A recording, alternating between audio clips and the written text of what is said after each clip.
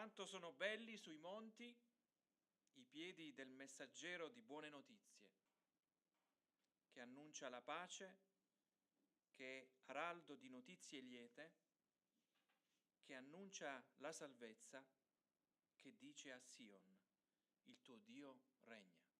Benvenuti allo studio del venerdì. Questa sera parleremo di bellezza, pertanto è un tema molto ambito, desiderato. Chiaramente guarderemo il tema della bellezza come una bellezza non riconosciuta. Nella lettera proprio di Paolo ai Romani, al capitolo 10. La bellezza salverà il mondo? Sì, se saremo noi a volerlo. È il pensiero di Davide Rampello, direttore artistico e docente universitario, che scrive anche sul Corriere della Sera. Perché il bello può essere nell'arte, nel gesto e nella bontà. Afferma ancora che la bellezza è la sintesi di un processo vitale che rivela la forza e la creatività della vita e degli uomini. Si potrebbe aggiungere: e chi ha creato la bellezza, che consente proprio agli uomini di esprimerla nell'arte, in un gesto o nella bontà? Chi porta la bellezza al mondo e che la lascia conoscere al mondo? Non è forse scritto nella Bibbia quanto belli sono i piedi di coloro che annunciano buone notizie? La bellezza salverà il mondo? Sì, si potrebbe dire piuttosto che il mondo sarà salvato se riconosce la bellezza e la bontà di Dio. Anche i filosofi si sono interrogati sulla bellezza e l'hanno sempre unita alla bontà, come le due facce della stessa medaglia. La bellezza è una relazione a due: chi guarda e chi o cosa è guardato. Entriamo nel vivo del tema di questa sera, nel come la bellezza di Dio è stata disattesa dal popolo che egli aveva chiamato, eletto. Stiamo parlando di Israele e come questo popolo avrebbe dovuto proclamare e riflettere come uno specchio la bellezza di Dio a tutto ciò che lo circondava, che avrebbe avuto il suo apice attraverso una persona di nome Gesù, quale compimento di tutte le cose create. Eppure la scrittura, le scritture profetiche, non ce lo annuncia con i canoni a noi conosciuti della bellezza. Infatti è scritto in Isaia, guardate cosa è scritto in Isaia, capitolo 53, versetti 2 e 3. Non aveva forma né bellezza da attirare i nostri sguardi, né aspetto tale da piacerci. Disprezzato e abbandonato dagli uomini, uomo di dolore, familiare con la sofferenza, pari a colui davanti al quale ciascuno si nasconde la faccia. Era spregiato e noi non ce ne facemmo stima alcuna. Questa sera il nostro sforzo sarà quello di ridefinire la bellezza che ci rende belli dentro e anche fuori, belli nel cuore, belli in una relazione, sicuramente imperfetti, quindi caratterizzati anche da delle zone d'ombra, estremamente caratterizzati da una luce interiore che proviene da una relazione. Trovare anche nel testo che leggeremo la pazienza di Dio, nel tendere le sue mani verso un popolo distratto e ostile, come anche osservare la sua pazienza nel preservare un residuo fedele che ha visto la sua bellezza e l'ha saputa interpretare nelle scelte di ogni giorno. Vorrei leggere il versetto 21 del capitolo 10, ma riguardo a Israele, afferma: tutto il giorno ho teso le mani verso un popolo disubbidiente e contestatore.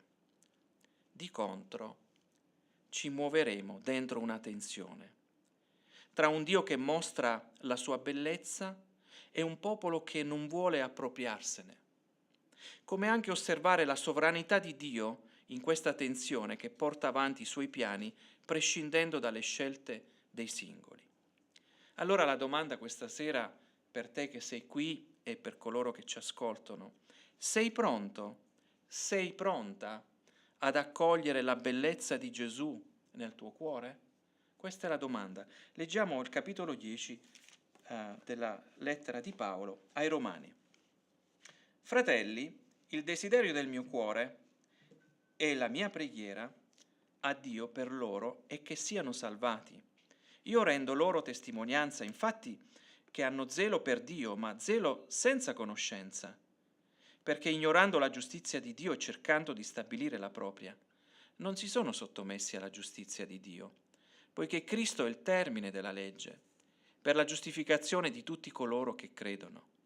Infatti Mosè descrive così la giustizia che viene dalla legge: l'uomo che farà quelle cose vivrà per esse. Invece la giustizia che viene dalla fede dice così: non dire in cuor tuo chi salirà in cielo, questo è farne scendere Cristo, né chi scenderà nell'abisso, questo è far risalire Cristo dai morti. Che cosa dice invece? La parola è vicino a te, nella tua bocca e nel tuo cuore. Questa è la parola della fede che noi annunziamo, perché se con la bocca avrai confessato Gesù come Signore e avrai creduto con il cuore che Dio lo ha risuscitato dai morti, sarai salvato. Infatti, con il cuore si crede per ottenere la giustizia e con la bocca si fa confessione per essere salvati. Difatti la Scrittura dice: chiunque crede in Lui non sarà deluso, poiché non c'è distinzione tra giudeo e greco, essendo Egli stesso Signore di tutti, ricco verso tutti quelli che lo invocano. Infatti chiunque avrà invocato il nome del Signore sarà salvato. Ora, come invocheranno colui nel quale non hanno creduto? E come crederanno in colui del quale non hanno sentito parlare? E come potranno sentirne parlare se non c'è chi lo annunzi? E come annunzieranno se non sono mandati? Come è scritto, quanto sono belli i piedi di quelli che annunziano buone notizie. Ma non tutti hanno obbedito alla buona notizia. Isaia infatti dice: Signore, chi ha creduto alla nostra predicazione? Così la fede viene dal ciò che si ascolta, e ciò che si ascolta viene dalla parola di Cristo. Ma io dico, forse non hanno udito? Anzi, la loro voce è andata per tutta la terra e le loro parole fino agli estremità dei confini del mondo. Allora dico, forse Israele non ha compreso. Mosè per primo dice: io vi renderò gelosi di una nazione che non è una nazione, contro una nazione senza intelligenza provocherò il vostro sdegno. Isaia poi osa affermare: sono stato trovato da quelli che non mi cercavano, mi sono manifestato a quelli che non chiedevano di me. Ma riguardo a Israele afferma: tutto il giorno ho teso le mani verso un popolo disubbidiente e contestatore. Vogliamo pregare. Signore, questa sera il desiderio del nostro cuore è quello di annunciare una buona notizia, di annunciare la bellezza del Vangelo, la bontà del Vangelo, Signore. Che questa sera, Signore, ci siano dei cuori aperti a Te, che ci sia un ascolto proficuo, Signore, che possa indirizzare le persone a cercarti e a cercarti con tutto il cuore. Perciò benedici questa parola che condividiamo insieme, affinché possa essere potente, efficace, come solo essa sa essere. E vogliamo ringraziarti, Signore, soprattutto nel nome potente di Gesù. Amen. Alcune considerazioni generali che riguardavano Israele e che possono riguardare anche noi. Paolo ha un desiderio che non lo rende passivo, anzi è un desiderio supportato anche dalla preghiera, che Israele sia salvato. E un desiderio lo abbiamo anche noi questa sera, che tu potrai essere salvato, che puoi essere salvato. E tu mi dirai: da cosa e da chi devo essere salvato? Una domanda legittima, proveremo anche a darti delle risposte.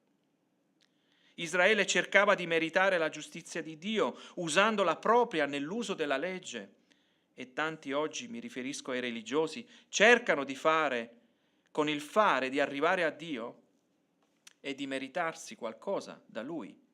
Lo scettico invece divinizza se stesso e lui la divinità. Diversamente invece è nel piano di Dio, che in Gesù ha assolto ogni giustizia, il consentirti di appropriarti del suo perdono attraverso il suo sacrificio alla croce. Suo è il perdono e suo è il sacrificio. Vedete, stiamo spostando un po' il baricentro dall'uomo al figlio dell'uomo, a Cristo. È il dolce scambio, così definito dai riformatori, che la giustizia di Dio è data agli uomini per mezzo della fede, quindi credere affinché il mio e il tuo peccato sia inchiodato a quella croce e rimanga lì definitivamente e per sempre. Siamo la direzione di questo scambio che è avvenuto tramite una persona, si chiama Gesù. In questo si può ridefinire la bellezza di Dio che è data agli uomini di ammirare. Siamo ad immagine e somiglianza di Dio? Certamente sì. E cosa significa anche? Essere posti nella condizione di avere una relazione a tu per tu, perché la bellezza è anche una relazione a due. Il passaggio significativo per poter raccogliere la bellezza di Dio è quello citato ai versetti 6 e 7, che rileggo. Invece, la giustizia, che viene dalla fede, dice così: non dire in cuor tuo chi salirà in cielo, questo è farne scendere Cristo, né chi scenderà nell'abisso, questo è far risalire Cristo dai morti. Ecco che qui si ridefinisce la bellezza di Dio in Gesù Cristo. Aveva ragione Isaia a dire che non aveva quella bellezza che ci si aspettava per attirare il nostro sguardo, quando invece è una bellezza che avrebbe cambiato le nostre vite, la tua vita. Se riesci a vedere questa bellezza che è fuori dai canoni che la definiscono. Non scendere a noi, nello scendere a noi, nel venire il cielo alla terra, ha trovato anche il modo per riunire a Dio ciò che era separato, ovvero le vite di coloro che avrebbero creduto a ciò che storicamente è accaduto, come anche capire il senso delle cose. Noi abbiamo bisogno di capire il senso delle cose, noi abbiamo bisogno di trovare la saggezza. E dove possiamo trovarla questa saggezza? Bene, la troviamo in questo meraviglioso libro che è la Bibbia. E vorrei proporvi la lettura di Proverbi 1, i primi 3 versetti, che posso leggere con voi, anche se non vedete sullo schermo. Proverbi di Salomone, figlio di Davide, re di Israele, perché l'uomo conosca la saggezza, l'istruzione e comprenda i detti sensati, perché riceva istruzioni sul buon senso, la giustizia, l'equità, la rettitudine. Ci sono cose da conoscere, altre invece che necessitano di istruzione e che si comprendano. Nella vita di Cristo, nella morte di Cristo, nella resurrezione di Cristo, la bellezza di Dio è riaffermata, ma anche sovvertita, in riguardo al nostro modo di pensare la bellezza. A volte il bello si nota subito, altre volte invece bisogna ricercarlo in luoghi dove riteniamo.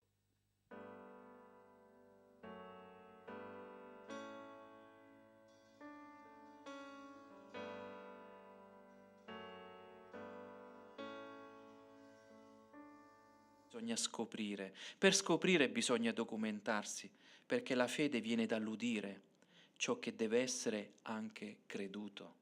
Versetti 9 e 10. Perché, dirà Paolo, se con la bocca avrai confessato Gesù come Signore e avrai creduto con il cuore che Dio lo ha risuscitato dai morti, sarai salvato, sarai salvata. Infatti con il cuore si crede per ottenere la giustizia e con la bocca si fa confessione per essere salvati. La confessione di Gesù non solo è un fatto storico, ma è un elemento importante quando viene nominato come Signore, Kyrios in greco.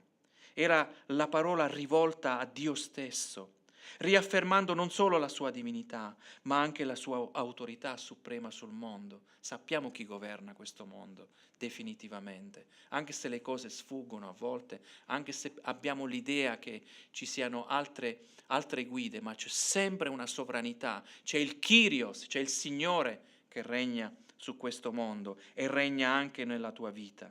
Non era facile ai tempi di Paolo e ai tempi nei quali è stata scritta questa lettera poter dire Kyrios, Signore, perché c'era l'imperatore e quello sì che era un Signore, era una divinità terrena.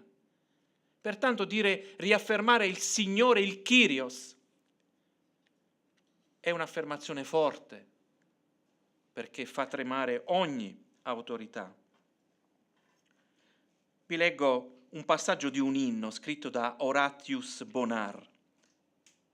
Su una vita che non ho vissuto, alla morte non sono morto, per la vita di un altro, la morte di un altro, scommetto tutta la mia eternità.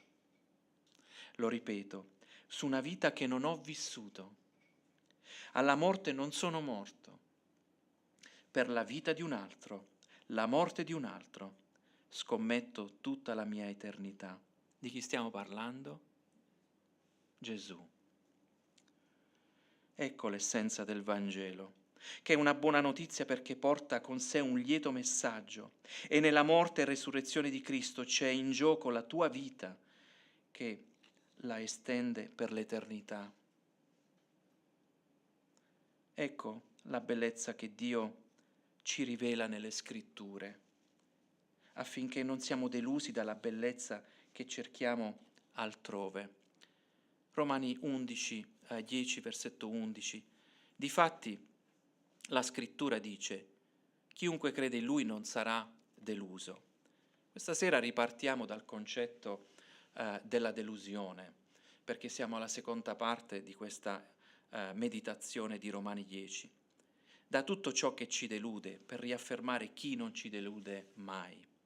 Credere è molto di più che riconoscere, ci lascia vedere anche una relazione con Dio per mezzo di Cristo, una persona che costruisce giorno dopo giorno le nostre vite nel garantire una presenza, una vicinanza, come anche una compagnia attiva, partecipativa, direi che rivela la bellezza stessa. Versetti 14 e 15, siamo proprio al centro della confessione, al centro di un cambiamento, al centro di qualcosa che può cambiare anche la tua vita. Ora, come invocheranno colui nel quale non hanno creduto? E come crederanno in colui del quale non hanno sentito parlare? E come potranno sentirne parlare se non c'è chi lo annunci? E come annunceranno se non sono mandati? Come è scritto, quanto sono belli i piedi di quelli che annunziano buone notizie. La bellezza è ridefinita, ancora una volta, nei piedi di coloro che annunciano un messaggio. Quanto sono belli i piedi di coloro che annunciano buone notizie. E mi chiedo, abbiamo ancora buone notizie che possiamo ascoltare? Ce ne sono ancora di buone notizie? I piedi con i sandali, mi sono chiesto. I piedi sporchi di fango o di polvere? Mi riferisco alla Roma imperiale o ai tempi di Paolo o ai tempi di Gesù. Cosa hanno di bello? Dovevano essere anche molto spesso lavati.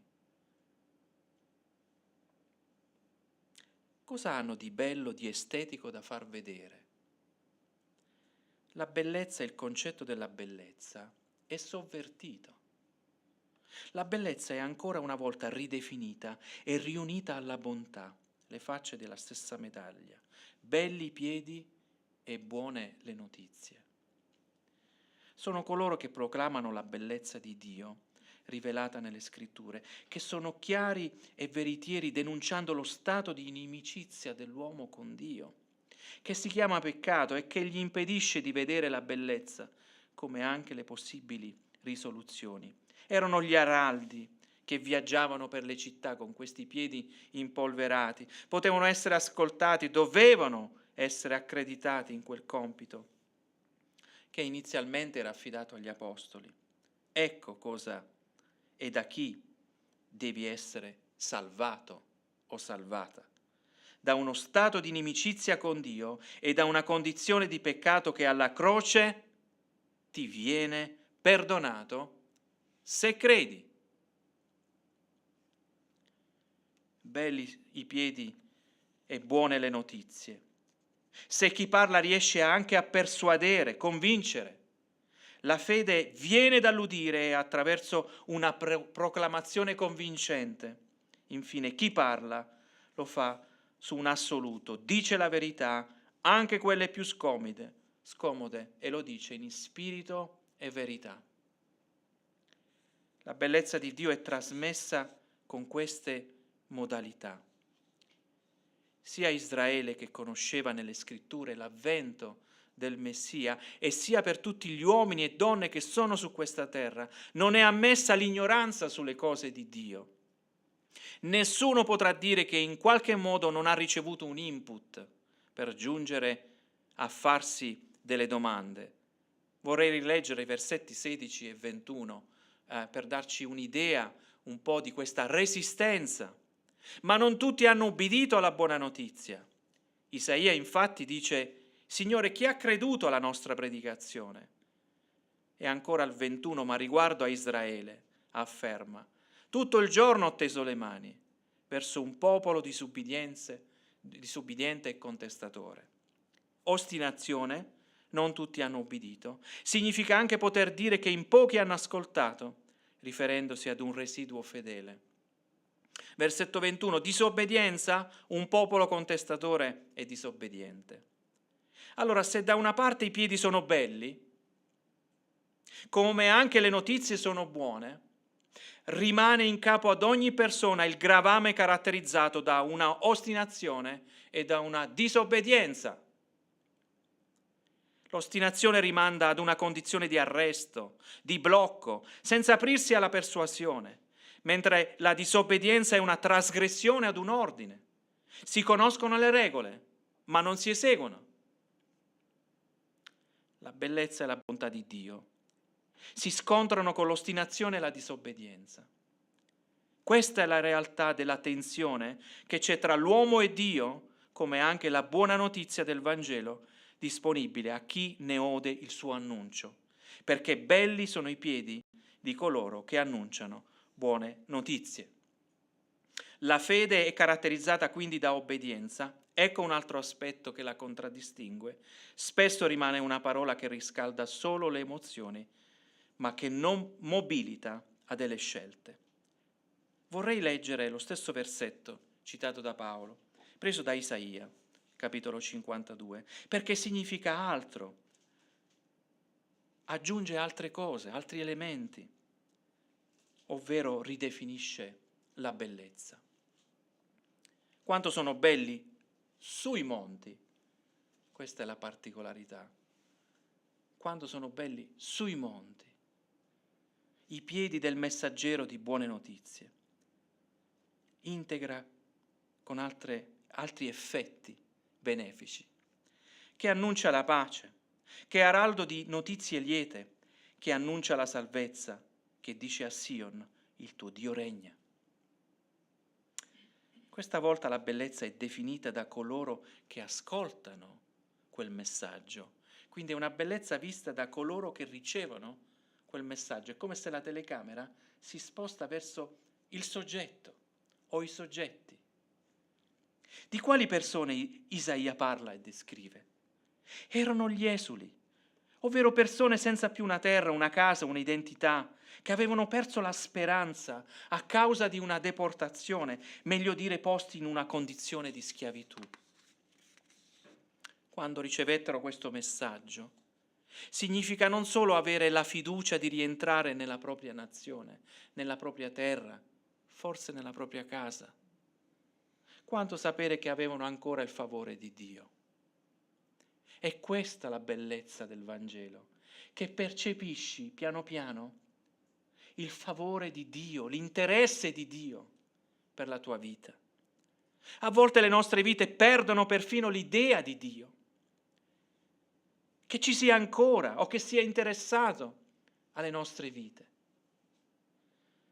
Ecco che sono belli i piedi di coloro che annunciano una speranza, e questa sera annunciamo una speranza che prescinde dalle circostanze nelle quali sei a trovarti. Perché nell'annuncio ci sono anche i possibili effetti, la pace. Sì, perché Dio è portatore della shalom, lieto notizie, la salvezza. Soprattutto Dio si riafferma sovrano perché regna e regna anche nella tua vita. Il tuo Dio regna, non dimenticarlo, anche se sei attualmente esule, ovvero lontano dalla sua presenza, separato, senza una città nella quale abitare per rincontrare la sua bellezza. Il tuo Dio regna. Non è forse anche questa un'espressione della bellezza? Una domanda per Israele, ma anche una domanda per te questa sera. Versetto 16. Ma non tutti hanno ubbidito alla buona notizia. Isaia infatti dice: Signore, chi ha creduto alla nostra predicazione? E c'è anche la frustrazione del predicatore. Chi ha creduto alla nostra predicazione? Il controaltare è sempre il non riconoscere ciò che è buono da ciò che non lo è. Come si diceva prima, questo verso porta con sé quell'ostinazione che ci caratterizza. Per questo la fede viene dall'udire. Nel parlare di Gesù descritto nei Vangeli, spesso troviamo sottolineato nei ragionamenti pubblici il termine udire. Ascoltare, tendere l'orecchio, e quando passano gli anni, anche i miei, cosa facciamo noi? Spostiamo l'orecchio nella direzione del suono, perché abbiamo bisogno di afferrare di più quell'informazione che spesso ci arriva frammentata. Perciò questa postura della testa, del collo, è una postura di interesse all'ascolto. Voglio darvi una buona notizia, e dato che siamo tutti amanti della natura, delle passeggiate estive in montagna, come ogni altra utile occasione che scaturisce dall'osservazione della natura stessa, per farci una domanda. Perché? Perché non ripartire da una rivelazione generale che Dio dà a tutti gli uomini? Partiamo da lì. Magari già da domani, ascoltare e vedere questa natura come un'occasione per incominciare a cercare la bellezza di Dio. Salmo 19, i primi 4 versetti. I cieli raccontano la gloria di Dio e il firmamento annuncia l'opera delle sue mani. Un giorno rivolge parole all'altro, una notte comunica conoscenza all'altra. Non hanno favella né parole, la loro voce non sode, ma il loro suono si diffonde per tutta la terra, i loro accenti giungono fino all'estremità del mondo. Anche nella creazione di Dio c'è un interesse ad una rivelazione, a dare senso alle cose che accadono, al ritmo del giorno come anche quello della notte. È una rivelazione che inneggia la vita affinché Dio attraverso le sue opere si manifesti all'uomo in generale, sicuramente in modo oscuro, ma che rende la stessa umanità inescusabile proprio da questo messaggio che Dio rivolge di sé, della sua potenza, della sua perfezione e della sua bellezza. È un linguaggio caratterizzato da una narrazione. Infatti i cieli raccontano. Come mai i cieli raccontano la gloria di Dio? Significa che c'è un Dio che si vuole rivelare, farsi conoscere. è susseguito da un annuncio. Infatti il firmamento annuncia l'opera delle sue mani, come anche c'è una propagazione, il suono che si propaga per tutta la terra. Il linguaggio di Dio, sia nella creazione e sia nella redenzione, assume questa postura di una narrazione, di un annuncio e di un suono, un eco che giunge ad ogni estremità della terra. Non è forse scritto nei Vangeli: andate e raggiungete ogni parte di questo mondo? Ecco. Pertanto è un messaggio che richiede la nostra attenzione. Sono i giorni di Pentecoste, quelli caratterizzati da un annuncio efficace del Vangelo. In un giorno si convertirono circa 3.000 persone. L'impero romano favorì uno sviluppo rapido del Vangelo in tutto il mondo di quel tempo, che era stato conquistato per le strade costruite. Proprio quelle strade romane sono state le strade del Vangelo, le strade dove far correre il Vangelo. Una domanda per tutti noi: è possibile che con questi strumenti che ci giungono dalla creazione e dai fatti storici avvenuti a Pentecoste e ad ogni risveglio della Chiesa, che hanno un loro centro nell'opera della croce, che ci sia qualcuno che possa dire: ma io non ho sentito nulla? Io non c'ero? Dirà l'Apostolo Paolo in riguardo ad un popolo specifico come Israele, versetto 19. Allora dico, forse Israele non ha compreso. Mosè per primo dice: io vi renderò gelosi con una nazione che non è nazione, provocherò il vostro sdegno con una nazione senza intelligenza. È una citazione presa dal Deuteronomio, prima che le cose accadessero. Quindi le parole di Mosè guardano a ciò che sarebbe accaduto. È una risposta al versetto precedente, nel dire che non è possibile che Israele non abbia capito.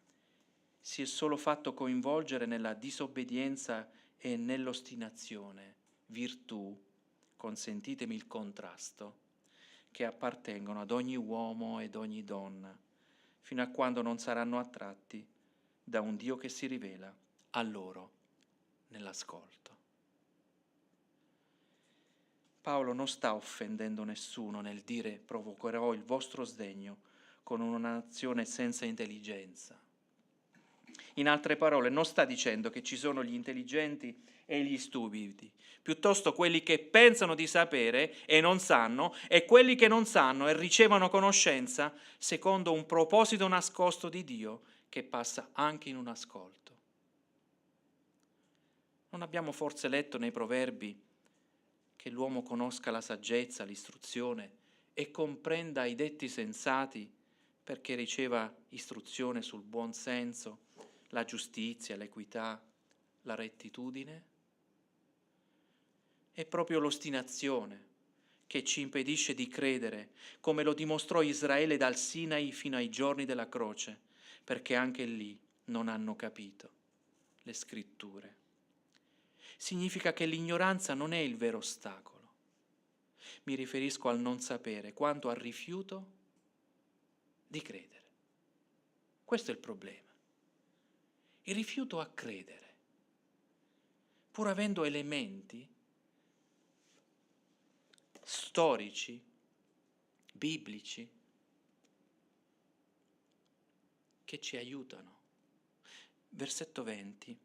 Isaia, è come se Paolo qua aggiunge qualcosa. Isaia poi osa affermare: sono stato trovato da quelli che non mi cercavano, mi sono manifestato a quelli che non chiedevano di me. Dio si declina ad un incontro con l'uomo ignorante. Sono stato trovato. È un linguaggio umano, adeguato alla nostra comprensione. Significa che si è reso visibile, toccabile. Il Dio che si lascia trovare da degli sconosciuti. Quello che era nascosto, oscurato, è rivelato a chi si apre alla comprensione di una relazione. È come se non bastasse, l'Apostolo aggiunge un altro termine: mi sono manifestato. Cosa significa manifestarsi? Significa farsi vedere, apparire. E il linguaggio teologico si esprime con una parola, teofania. Dio si presenta e si lascia vedere. Era una parola conosciuta proprio da coloro che lo avevano rifiutato. Dio si manifestava al suo popolo in vari modi, in un temporale, in un guerriero, in un uomo, in un trono. Sul monte Sinai ci fu una teofania attraverso un temporale.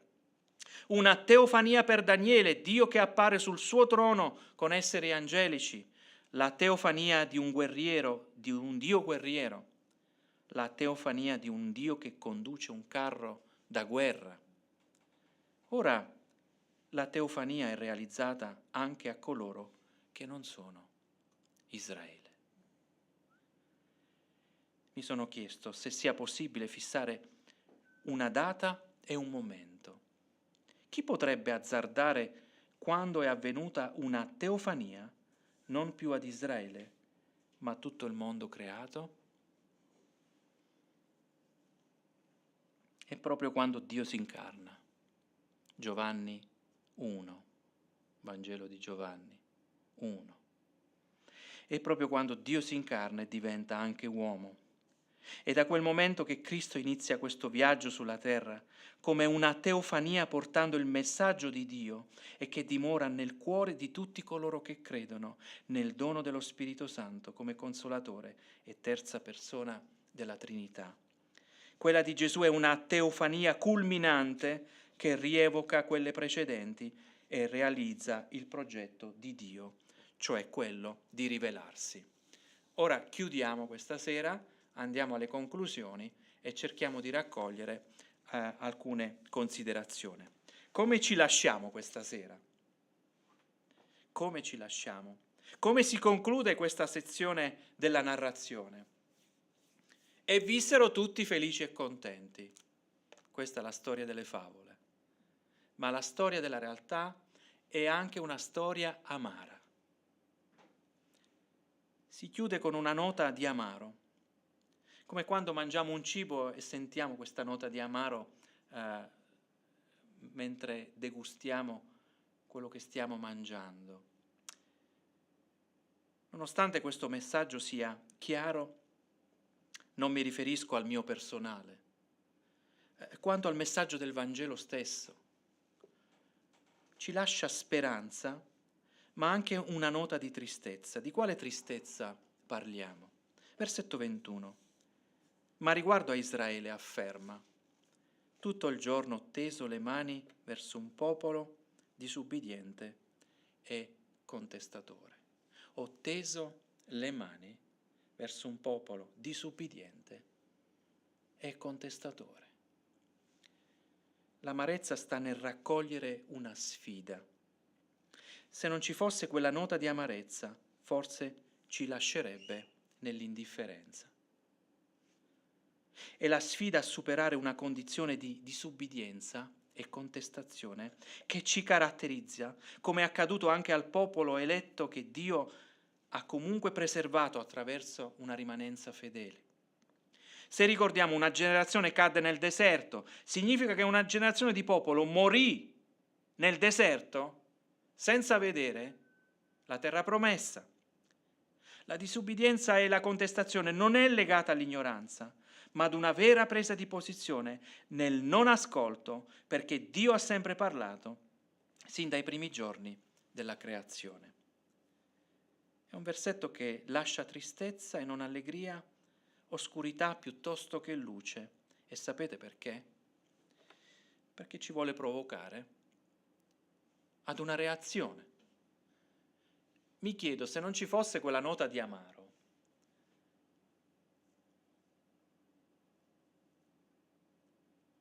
magari ci impedisce di riflettere, di farci delle domande.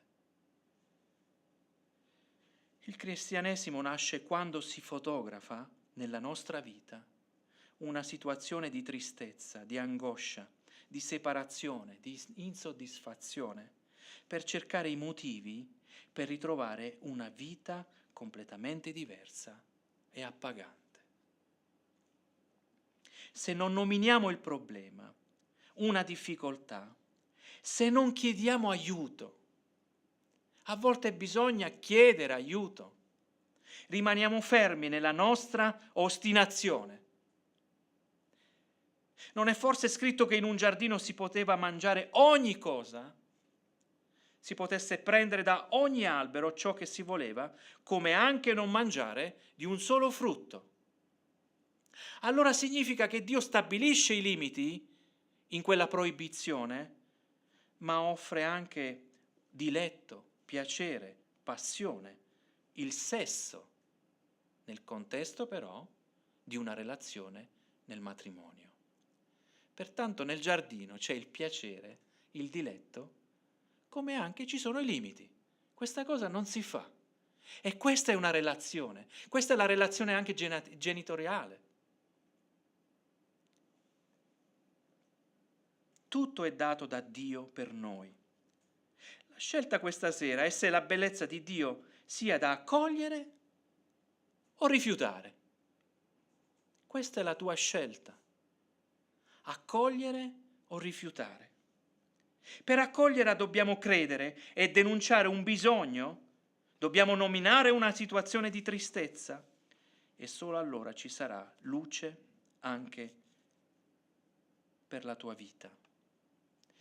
Vorrei che ci salutassimo con 2 versetti conclusivi, che sono il centro un po' di questa narrazione, perché sono, se vogliamo dire, i versetti che ti possono aiutare questa sera a cambiare, ad accogliere la bellezza di Dio, la bontà di Dio. Sono 2 versetti di sintesi che uniscono la bocca, la parte esterna, al cuore. Quindi significa che Dio vuole riconnettere l'anima con il corpo e far dire la stessa cosa. Proviamo a dirla questa ultima cosa e poi vi salutiamo. Perché, dirà Paolo, se con la bocca avrai confessato Gesù come Signore e avrai creduto con il cuore che Dio lo ha risuscitato dai morti, sarai salvato. Infatti, con il cuore si crede per ottenere la giustizia e con la bocca si fa confessione per essere salvati. Non è una formula magica, ma una presa di coscienza sulle considerazioni che questa sera abbiamo fatto insieme. Noi ti auguriamo una buona serata e Dio ti benedica.